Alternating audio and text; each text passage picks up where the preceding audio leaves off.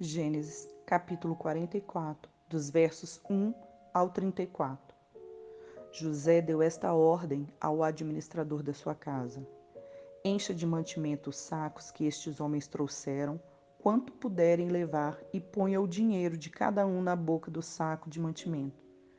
E coloque o meu copo de prata na boca do saco de mantimento do mais novo, junto com o dinheiro do cereal. O administrador fez como José havia ordenado. De manhã, quando já estava claro, os homens partiram. Eles com seus jumentos.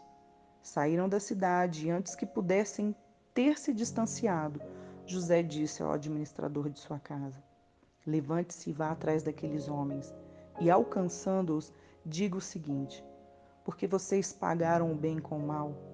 Não é este o copo em que bebe o meu senhor e que ele usa para fazer as suas adivinhações? Vocês fizeram algo muito errado. O administrador os alcançou e lhes falou essas palavras. Então eles responderam: por que o meu senhor está dizendo uma coisa dessas? Longe de nós, seus servos, fazer uma coisa assim. O dinheiro que achamos na boca dos sacos de mantimento, nós trouxemos de volta da terra de Canaã. Como então iríamos roubar prata ou ouro da casa do seu senhor? Se algum de nós tiver esse copo, será morto, e nós ainda seremos escravos do meu senhor. O administrador respondeu: que seja como vocês disseram. Aquele com quem for encontrado o copo será meu escravo, e os outros ficam livres. Eles se apressaram. Cada um colocou seu saco de mantimento no chão e o abriu. O administrador os examinou, começando do mais velho e acabando no mais novo, e o copo foi encontrado no saco de mantimento de Benjamim. Então eles rasgaram as suas vestes. Cada um carregou de novo seu jumento, e eles voltaram para a cidade. Quando Judá e os seus irmãos chegaram à casa de José, este ainda estava ali, e prostraram-se em terra diante dele. José lhes perguntou: o que é isso que vocês fizeram? Vocês não sabiam que um homem como eu é capaz de adivinhar? Então Judá respondeu: como podemos dizer ao meu senhor? O que podemos falar? E como vamos nos justificar? Deus descobriu a nossa culpa. Eis que somos escravos de meu senhor, tanto nós como aquele em cuja mão se achou o seu copo. Mas José disse: longe de mim fazer uma coisa dessas. Um homem em cuja mão foi encontrado o copo, esse será meu escravo. Os outros podem voltar em paz para junto de seu pai. Então Judá se aproximou dele e disse: meu senhor, permita que este seu servo diga uma palavra aos ouvidos do meu senhor, e não se acenda a sua ira contra este seu servo, pois o Senhor é como o próprio Faraó. Meu senhor perguntou a seus servos: vocês têm pai ou mais algum irmão? E respondemos ao meu senhor: temos um pai já velho e um filho da sua velhice, o mais novo cujo irmão é morto, e só ele ficou de sua mãe, e seu pai o ama. Então o Senhor disse a estes seus servos: tragam o jovem para que eu veja. Respondemos ao meu senhor: o jovem não pode deixar o pai, se deixar o pai, este morrerá. Então meu senhor disse a esses seus servos: se o irmão mais novo não vier com vocês, nunca mais vocês verão meu rosto. Quando voltamos à casa de meu pai, que é seu servo, e repetimos a ele as palavras de meu senhor, nosso pai disse: voltem e comprem um pouco de mantimento. Nós respondemos: não podemos ir para lá, mas se o nosso irmão mais moço for conosco, iremos. Porque não podemos ver a face do homem se este, nosso irmão mais moço, não estiver conosco. Então nos disse seu servo, nosso pai: vocês sabem que a minha mulher me deu 2 filhos. Um se ausentou de mim, e eu disse: certamente foi despedaçado, e até agora não mais o vi. Se agora vocês me tirarem também este da minha presença, e lhes acontecer algum desastre, farão descer os meus cabelos brancos com tristeza à sepultura. Agora, pois, se eu voltar para junto de meu pai, seu servo, sem que o jovem vá conosco, visto que a alma de meu pai está ligada com a alma dele, vendo ele que o jovem não está conosco, morrerá. E estes seus servos farão descer os cabelos brancos de nosso pai, seu servo, com tristeza à sepultura. Porque este seu servo ficou responsável por este jovem diante de meu pai, dizendo: Se eu não o trouxer de volta, serei culpado para com meu pai pelo resto da minha vida. Agora, pois, que este seu servo fique em lugar do jovem, como escravo de meu senhor, e que o jovem volte com seus irmãos. Porque como poderei voltar a meu pai se o jovem não for comigo? Eu não poderia ver esse mal se abatendo sobre o meu pai. Salmos 35. Ó Senhor, defende a minha causa contra os que me acusam. Luta contra eles que me atacam. Embraça o escudo e a couraça e erga-te em meu auxílio. Empunha a lança e reprime o passo dos meus perseguidores. Dize a minha alma: eu sou a salvação. Sejam confundidos e cobertos de vexame os que buscam tirar minha vida. Retrocedam e sejam envergonhados os que tramam contra mim. Sejam como a palha que o vento leva, impelindo-os o anjo do Senhor. Que o caminho deles fique escuro e se torne escorregadio, e que o anjo do Senhor os persiga. Pois sem razão me armaram ciladas, sem motivo abriram uma cova para mim. Venha sobre o inimigo a destruição, quando ele menos esperar, e prendam-no os laços que tramou ocultamente. Caia neles para sua própria ruína. Então a minha alma se alegrará no Senhor e se regozijará na sua salvação.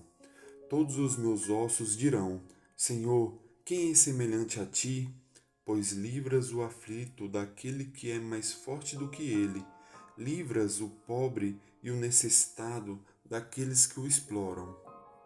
Falsas testemunhas se levantam e me interrogam sobre coisas que eu não sei. Pagam-me o mal pelo bem, o que é desolação para minha alma. Quanto a mim, porém, estando eles enfermos, as minhas roupas eram pano de saco. Eu afligia a minha alma com jejum e em oração me reclinava sobre o peito. Portava-me como se eles fossem meus amigos ou meus irmãos. Andava curvado de luto, como quem chora por sua mãe. Quando, porém, tropecei, eles se alegraram e se reuniram. Reuniram-se contra mim, homens sem valor, que eu não conhecia, dilaceraram-me sem tréguas. Como hipócritas zombadores numa festa, rangiam os dentes contra mim. Até quando, Senhor, ficarás olhando? Livra-me da violência deles. Salva dos leões a minha preciosa vida. Renderei graças na grande congregação, te louvarei no meio da multidão poderosa. Não se alegrem de mim os que, sem razão, são meus inimigos. Não pisquem os olhos que sem motivos me odeiam. Não é de paz que eles falam. Pelo contrário, tramam enganos contra os pacíficos da terra. Escancaram contra mim a boca e dizem: Pegamos, pegamos, vimos todos com os nossos próprios olhos. Tu, Senhor, tem visto isso. Não te cales, Senhor, não te ausentes de mim. Acorda e desperta para me fazeres justiça.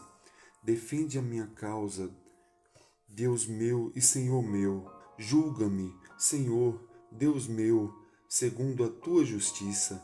Não permitas que se alegrem à minha custa. Não digam eles lá no seu íntimo: agora sim, cumpre-se o nosso desejo. Não diga: acabamos com ele. Envergonhem-se e, juntos, sejam cobertos de vexame os que se alegram com o meu mal. Cubram-se de vergonha e humilhação os que se engrandecem contra mim. Cantem de júbilo e se alegrem os que têm prazer na minha retidão.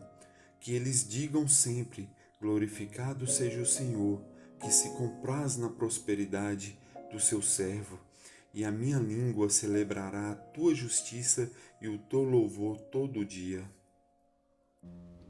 Lucas, capítulo 24, dos versos 13 a 53.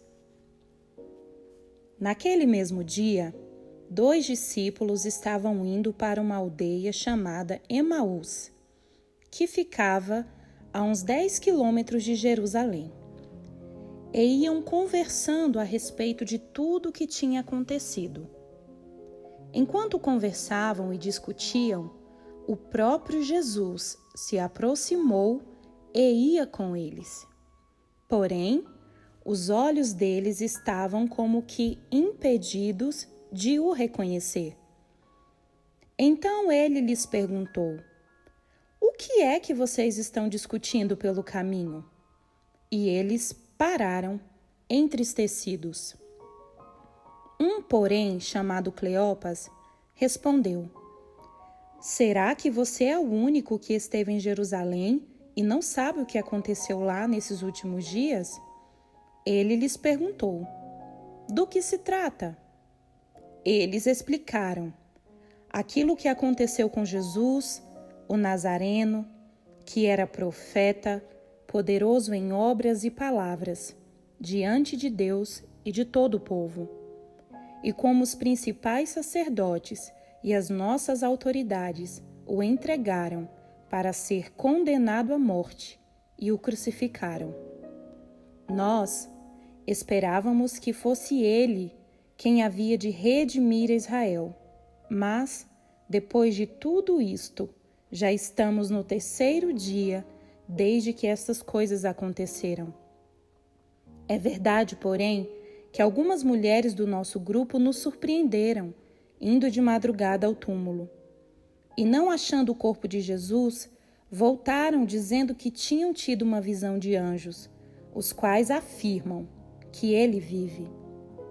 De fato, alguns dos nossos foram ao túmulo e verificaram a exatidão do que as mulheres disseram, mas não o viram.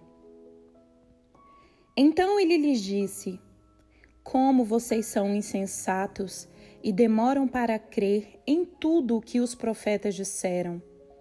Não é verdade que o Cristo tinha de sofrer e entrar na sua glória? E começando por Moisés e todos os profetas, explicou-lhes o que constava a respeito dele em todas as Escrituras. Quando se aproximavam da aldeia para onde iam, ele fez menção de passar adiante. Mas eles o convenceram a ficar, dizendo: fique conosco, porque é tarde e o dia já está chegando ao fim. E entrou para ficar com eles. E aconteceu que, quando estavam à mesa, ele pegou o pão e o abençoou. Depois partiu o pão e o deu a eles. Então, os olhos deles se abriram e eles reconheceram Jesus, mas ele desapareceu da presença deles. E disseram um ao outro: não é verdade que o coração nos ardia no peito quando ele nos falava pelo caminho, quando nos explicava as Escrituras? E na mesma hora, levantando-se, voltaram para Jerusalém, onde acharam reunidos os 11 e os outros com eles, os quais diziam: de fato, o Senhor ressuscitou e já apareceu a Simão. Então, os dois contaram o que lhes tinha acontecido no caminho e como tinham reconhecido o Senhor no partir do pão. Falavam eles ainda essas coisas quando Jesus apareceu no meio deles e lhes disse: que a paz esteja com vocês. Eles, porém, ficaram assustados e com medo, pensando que estavam vendo um espírito. Mas ele lhes disse: por que vocês estão assustados? E por que surgem dúvidas no coração de vocês? Vejam as minhas mãos e os meus pés, que sou eu mesmo. Toquem em mim e vejam que é verdade, porque um espírito não tem carne nem ossos, como vocês estão vendo que eu tenho. Dizendo isto, mostrou-lhes as mãos e os pés. E por não acreditarem eles ainda, por causa da alegria e como estavam admirados, Jesus lhes disse: vocês têm aqui alguma coisa para comer? Então lhe apresentaram um pedaço de peixe assado, e ele comeu na presença deles. A seguir, Jesus lhe disse: são estas as palavras que eu lhes falei, estando ainda com vocês. Era necessário que se cumprisse tudo o que está escrito a respeito de mim na lei de Moisés, nos profetas e nos santos. Então, lhes abriu o entendimento para compreenderem as Escrituras. E disse-lhes: assim está escrito, que o Cristo tinha de sofrer, ressuscitar dentre os mortos no terceiro dia, e que em seu nome se pregasse arrependimento para a remissão de pecados a todas as nações, começando em Jerusalém. Vocês são testemunhas destas coisas. Eis que envio sobre vocês a promessa de meu Pai. Permaneçam, pois, na cidade, até que vocês sejam revestidos do poder que vem do alto. Então, Jesus os levou para fora até Betânia, e erguendo as mãos, os abençoou. Aconteceu que, enquanto os abençoava, ia se retirando deles, sendo elevado para o céu. Então, eles, adorando-o, voltaram para Jerusalém cheios de alegria, e estavam sempre no templo, louvando a Deus.